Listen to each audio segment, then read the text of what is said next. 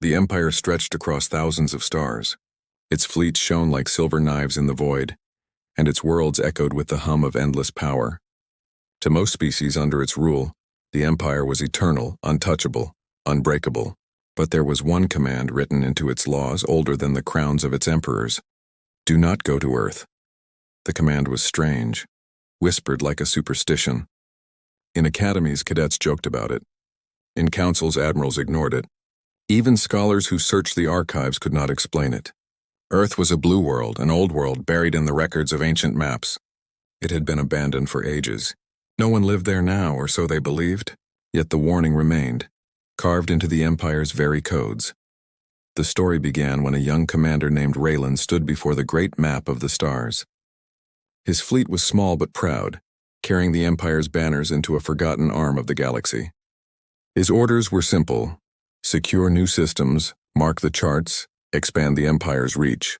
But among the swirling lights, his eyes always paused on one faint dot, a dot marked Forbidden, Earth. Raylan asked his mentor about it once. The elder only shook his head. The old rulers said Earth must be left alone. Do not awaken what sleeps there. But such words were fuel to the commander's curiosity. He was not the only one. In the high halls of the Empire, whispers grew louder. Some claimed Earth still held ruins of power, weapons of old wars, or secrets lost to time. To the ambitious, such secrets were worth breaking any law. The debate ended when the Emperor himself declared, "The Empire does not fear ghosts. The Empire bows to no warnings. If Earth hides power, it will serve us." And with that, the order was given. A fleet of warships shining like burning suns set course for the Forbidden World. The journey through the void was long. Stars passed and silence filled the metal corridors of the ships. Many aboard felt unease, though none dared speak it aloud. Raylan, standing at the bridge of his flagship, felt it most of all. Something about the blackness of space near Earth seemed thicker, heavier, as if the void itself wished to keep them away. When Earth finally came into view, the fleet grew still. The blue planet spun below them, half covered in clouds, half glowing with oceans and green lands. It was beautiful, untouched by machines or towers. No cities shone, no ships rose from its surface. To the officers watching, it looked weak, empty, ready to be claimed. The first teams were sent down. Soldiers in dark armor landed among ruined stone structures. They found broken roads, half-buried towers, and rusted metal husks. Time had swallowed the works of whoever lived here. The soldiers laughed. This is no forbidden world.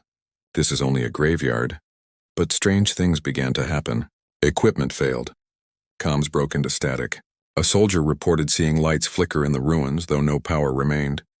Another swore he heard voices whispering his name. At first, these were dismissed as nerves, tricks of the mind. But the whispers grew louder, the lights clearer, and then the scouts found it. Deep beneath the earth, in a chamber of black stone, they uncovered a figure carved in human shape. Unlike the statues of other worlds, this one felt alive. Its eyes, though made of stone, seemed to follow them. At its feet were words in a language none could read, yet every soldier felt the meaning press into their minds. "We warned you." The officers reported the find to Raylan. He stared at the image for a long time, unease growing in his chest. But the Empire's order was clear. They would dig deeper. They would claim what lay hidden. As the drills roared and the ground cracked open, Earth stirred. In the skies above, storms began to form, swirling faster than nature should allow. The oceans churned as if a giant hand moved beneath them. Across the fleet, systems began to fail. Lights dimmed, engines coughed, alarms screamed. Yet no enemy ship had fired, no weapon had been used.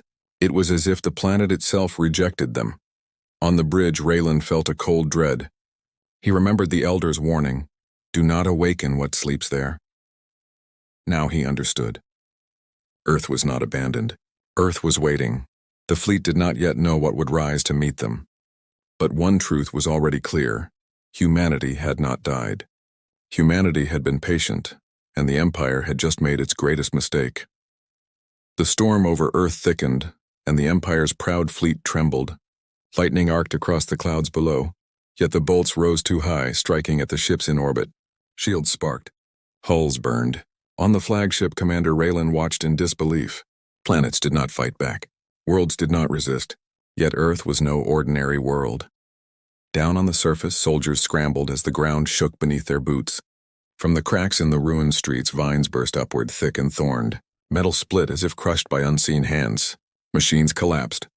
Guns jammed. It was as though the land itself hated their presence. One officer shouted into his comm, "Retreat!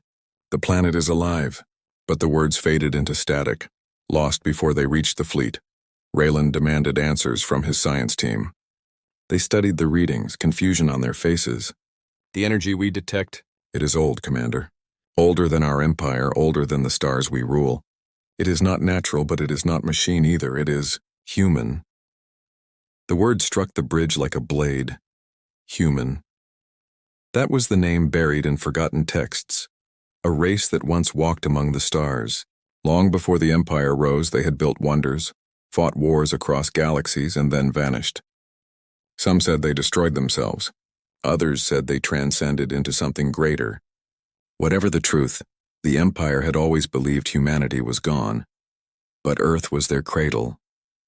And perhaps their prison. The drilling teams broke through into a cavern deeper than any map predicted. There they found more statues, but these were not still. Some glowed faintly, pulsing with red light. Others twitched as if the stone itself strained to move. Soldiers opened fire, blasting apart the carvings, but shards crawled back together, reshaping into whole forms. Stone was becoming flesh. One soldier screamed as a hand of living rock closed around his throat. Another fired wildly before being dragged into the shadows. The reports reached Raylan, fragmented and panicked. He clenched his fists. The Emperor's order had been to claim Earth, not flee from it. To retreat now would be treason. But as the losses grew, even his iron loyalty began to bend under fear. Above the planet, the storm grew worse. Whole ships were struck down, crashing into oceans below. Others drifted powerless, their engines dead. Strange signals flooded their comms, old human languages broken yet commanding. Some messages were soft, almost like prayers. Others were hard, sharp like threats. Raylan listened to one transmission that repeated endlessly. "You were warned. You were warned. You were warned," the crew whispered among themselves. Some believed the ghosts of humanity were rising. Others said the humans had never left, only hidden, waiting for the day someone broke the law of silence. The old warning was no superstition. It was truth. Raylan's second officer turned to him with fear in his eyes. "Commander, we must leave." The Emperor was wrong. This world is cursed, but Raylan shook his head. No. If humanity truly lives, then their power belongs to us. The Empire bows to nothing. He gave the order, full assault. All surviving soldiers, all remaining ships would strike at the planet. Bombardment began. Great beams of fire rained down, tearing craters into forests and seas. Explosions rolled across continents. To the Empire, it was a show of strength. To Earth, it was a challenge. The planet answered. From the oceans rose shapes of steel and bone, massive machines that had slept for ages. They were not ships, not quite alive, but something between. Their eyes burned like suns, and their weapons were older than any in the Empire's arsenal. One strike from their cannon split a warship in two. Another beam swept across the skies, ripping apart fighters like paper. On the ground, the soldiers who still stood saw figures emerge from the ruins. Not statues this time, not machines. Men and women, human, breathing, walking, though their eyes glowed with strange fire. They moved with strength beyond flesh, as if Earth itself flowed through their veins. One raised a hand and an entire squad fell as though crushed by invisible weight. Another simply spoke and machines died around him. Raylan stared at the unfolding chaos, and for the first time in his life he felt true despair. The Empire had always believed it was eternal, the greatest force in the galaxy. But Earth had been waiting, not as ruins, not as legend, but as a predator in the dark. Humanity had survived, and they were angry. The skies over Earth were now fire. Empire warships burned like candles, their wrecks raining into oceans that swallowed them whole. Those who had mocked the old law now screamed for escape. But there was no escape. Earth storms had locked the skies, and its strange energy bound the fleet in place. On the surface, soldiers were hunted. The humans, if they could still be called only that, moved through the ruins with the silence of predators. They were not countless, yet every one of them was more powerful than a squad. They commanded the wind, the stone, even the minds of their enemies. A soldier would raise his weapon only to find his own hands turning the barrel against himself. Another would flee, but the ground opened to swallow him. One survivor tried to transmit a distress call, his voice broken with terror. They are not extinct. They are not weak. They are gods wearing human skin. His signal never left the planet. Commander Raylan stood on the bridge of his failing flagship, eyes locked on the battle below. The fleet had fired every weapon, yet the humans' ancient war machines endured.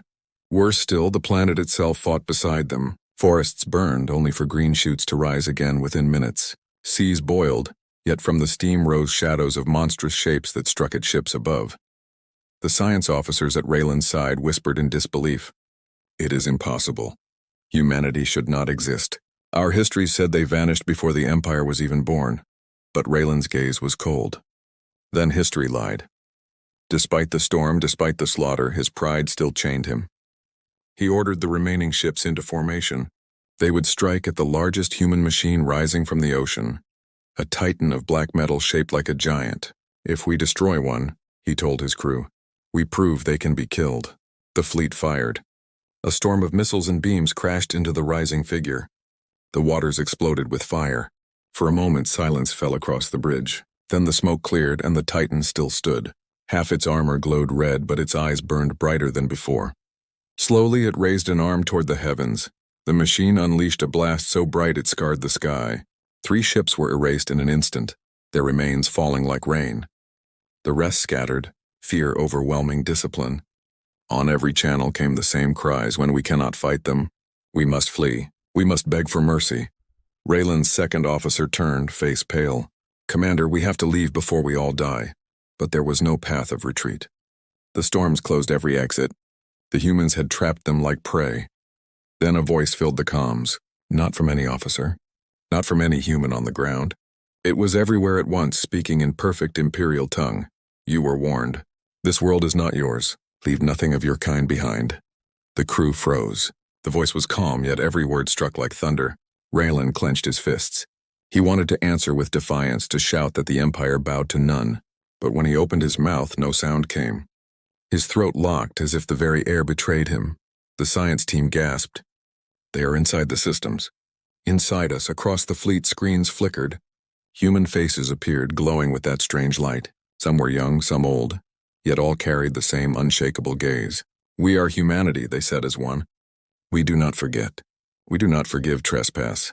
The soldiers who heard dropped their weapons. Some begged for mercy, others prayed. But the voice gave no reply. On the surface, the awakened humans pressed forward. One of them lifted a hand toward the sky. The wreckage of fallen ships rose from the ground, pulled together into a storm of metal shards. With a flick, the storm was unleashed against the Empire's army. Armor shredded. Engines split. Screams filled the air until silence returned. For the first time since the Empire's birth, an enemy was not merely resisting, it was winning. Rollin stared at the chaos, his heart heavy with the weight of truth. The Empire had believed itself eternal, but in one stroke all eternity seemed fragile. He whispered almost to himself, we should never have come here. But it was too late. Humanity was awake now, and the galaxy would never be the same. The Empire's fleet was shattered. Of the proud Armada that had dared to descend on Earth, only broken husks drifted through storm-filled skies. Fire lit the oceans where ships had fallen, and the land burned with the heat of ruined weapons. Yet the planet endured. No matter how much was destroyed, the forests grew again, the seas healed, and the ruins whispered with new life.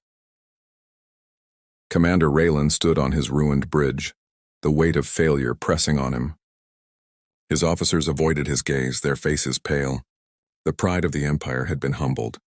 Yet worse than defeat was the knowledge that Earth was not a dead world. It was alive, and its people had returned. The humans walked among the wreckage, tall and calm, as if they had expected this moment all along. Their glowing eyes saw more than flesh. They looked into the minds of every soldier who trembled before them. No chains were needed. Fear alone bound the Empire's warriors. From the ruins, one human stepped forward. He was neither armored nor armed, yet his presence silenced the air. His voice carried into every ship, every ear, every thought. You should have stayed away, he said simply. We left warnings in your codes, your laws, your oldest stories. You called them myths. Now you learn they were truth. Raylan forced himself to answer, though his voice shook. Why? Why forbid us? What makes you so different? The human's gaze hardened. Because we remember what we were, and what we can become again. The galaxy feared us once. Even your empire was built upon the ashes of our wars. Did you think we would sleep forever? The words struck the crew like a blade. If the empire itself had risen in humanity's absence, then all their glory, all their conquest was only borrowed time. The human raised his hand, and suddenly the wreckage of the fallen fleet began to move. Shattered ships rose into the sky, their broken hulls glowing with strange light. The twisted metal joined together, reshaping into new vessels, ships unlike anything the Empire had ever built. Sleek, black, alive with power, humanity was rebuilding its fleet with the bones of the invaders. Raylan's second officer whispered in horror. They don't just destroy, they adapt. The humans turned the Empire's weapons against them. The skies filled with new war machines born from old steel, powered by forces unknown. And still the storms raged, controlled not by chance but by will. The voice of humanity spoke again, echoing across the stars. Earth is no longer our prison. You opened the gates. Now the galaxy will remember. Panic spread across the remaining Empire ships. Some tried to flee, forcing their way through the storms. One vessel broke orbit, engines burning hot. For a moment it seemed free. Then the sea below rose up, water itself forming a hand that seized the ship and dragged it back into the depths. There was no escape. Raylan sank into his command chair, his heart torn between fear and awe. He had spent his life believing the Empire was unshakable. Yet here, on this forbidden world, he saw something greater. Not a dead race, but one that had learned patience. Humanity had waited, watching the galaxy grow weak, waiting for the day it would be challenged. Now they were awake. On distant Imperial worlds, reports began to spread. Broken transmissions, cries of warning, fragments of images showing glowing-eyed humans tearing apart ships with their bare hands. Entire planets trembled as the stories reached them. The law forbidding Earth was no longer myth. It was a shield, and it had been shattered. In the capital of the Empire, the Emperor himself listened to the broken messages. His court was silent, every noble pale with dread. The Emperor's voice, once filled with pride, faltered as he spoke. We have awakened something that should never have risen. But it was too late.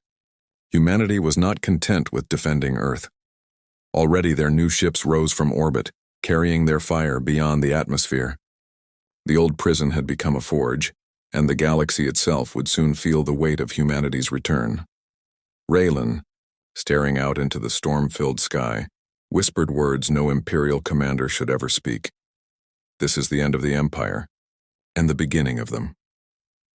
The Empire had believed Earth was nothing more than a forgotten ruin, a grave of myths. Now the truth was clear. Earth was not a grave, it was a cradle, and the cradle had rocked awake. The first of the new human ships left orbit, built from wreckage yet flawless in design. They moved with unnatural grace, as if space itself bent to their will. No fuel trails, no reactor signatures. The Empire's scanners read nothing, yet the ships were real, armed and alive. From the surface, more humans gathered, stepping out of the shadows of ruins long thought empty. They were few in number, yet each radiated the presence of an army. Eyes of fire, voices that bent machines, hands that commanded the elements. They were not just survivors, they were evolution itself. Commander Raylan watched from the shattered bridge of his flagship. His crew whispered prayers, some for mercy, some for death, none for victory. Raylan's pride was gone. All that remained was grim clarity. The Empire had awoken the one enemy it could never control. Then the voice came again, humanity's voice, speaking as one across every comm, every thought. We slept because we chose to sleep. We waited because the galaxy needed time to forget. But you came here thinking yourselves masters. Now the masters have returned. The new fleet fired. They did not launch missiles or beams, but something older, deeper, bursts of energy that erased matter itself. Empire ships disintegrated in silence, vanishing without wreckage, without flame. It was not war. It was judgment. Raylan staggered as his ship trembled under the weight of the attack. Sparks rained from the ceiling. Consoles died, and still the voice pressed into his mind. Go back to your Emperor. Tell him this. The galaxy no longer belongs to the Empire. It belongs to us. But Raylan knew he would not live to deliver that message. His ship was falling. pulled by unseen forces toward Earth's surface. Around him, crew members screamed, but he only stared through the viewport at the rising human fleet. In that moment, he understood. This was not just Earth's defense. This was the rebirth of a civilization that had once ruled the stars. Across the galaxy, chaos spread. The surviving fragments of the Empire's Armada limped home, carrying stories too terrifying to believe. Yet as world after world listened to their broken words, the same truth became clear. The forbidden law had not been superstition. It had been protection, and the Empire had shattered it. In the capital, the Emperor sat on his golden throne, hearing the reports in silence. Around him, nobles and generals argued, some demanding retaliation, others begging for peace. But the Emperor's face was pale, his crown heavy. He knew the truth already. No fleet, no army, no empire could stand against what had awoken on Earth. And then the proof arrived. Across the stars, signals appeared. Not imperial in origin, but human. They reached every world at once in every language known. The message was short, simple, impossible to ignore. We are humanity. We remember. The age of silence is over. The words struck fear into billions. Some knelt, whispering prayers. Others raised weapons, swearing to resist. But none could deny the truth. Humanity was back, and nothing would ever be the same.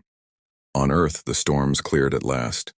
The skies shone blue, calm, and perfect, as though the planet itself was satisfied. The new human fleet rose beyond the atmosphere, engines glowing with a light no science could explain. Their course was not random. They were leaving Earth. They were going to the stars. Raylan, trapped in his failing ship as it burned toward the ocean, felt no hatred, only awe. He had lived to see what no one else had believed possible. His last thought as fire consumed the bridge was not of the Empire nor of his Emperor. It was of a single truth carved into his dying mind. Humanity had not been destroyed. Humanity had been waiting, and now the galaxy would learn the meaning of the oldest warning. They were told never to go to Earth. The Empire didn't listen, and the galaxy would pay the price.